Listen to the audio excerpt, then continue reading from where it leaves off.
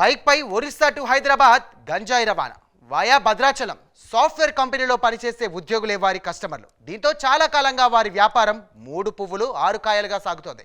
ఇక ఈడియట్ సినిమాలో ఆలీ బైక్ పై ఇసుక రవాణా అంటూ చోరీ బైక్లను అమ్మడానికి బీదర్ వెళ్ళినట్టు సాఫ్ట్వేర్ కంపెనీలో పనిచేస్తున్న సెక్యూరిటీ గార్డ్ భద్రాచలం ట్రిప్పులపై అనుమానం వచ్చిన పోలీసులు గంజాయి రవాణా గ్యాంగ్ను రెడ్ హ్యాండెడ్గా పట్టుకున్నారు.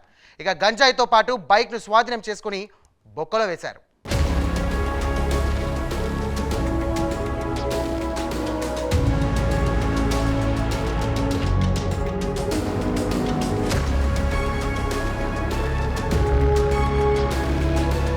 హైదరాబాద్ ఎస్టీఎఫ్ టీములు మాటు వేసి గంజాయిని ఒడిశా నుంచి హైదరాబాద్కు రవాణా చేస్తున్న ఇద్దరిని అదుపులోకి తీసుకున్నారు.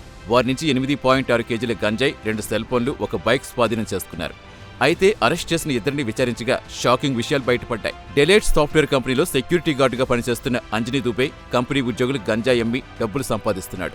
దీనికోసం ఒడిశాకు చెందిన శంకర్ దాస్ను తన పార్ట్నర్గా చేర్చుకున్నాడు. ఈ క్రమంలో ఒడిశా మల్కాన్గిరి జిల్లాకు చెందిన శంకర్ దాస్ అక్కడి నుంచి గంజాయి తీసుకుని బయలుదేరతాడు. భద్రాచలం వరకు ఒంటరిగానే గంజాయి క్యారీ చేస్తాడు.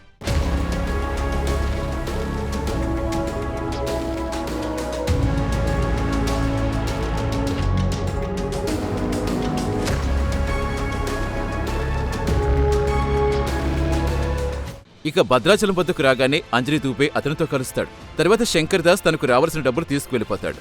అయితే హైదరాబాద్ ఎస్టీఎఫ్ టీములు పక్కా సమాచారం ఇవ్వడంతో ఈ ర్యాకెట్ ఛేదించేందుకు స్టేట్ టాస్క్ ఫోర్స్ C&D టీములు రంగంలోకి దిగాయి.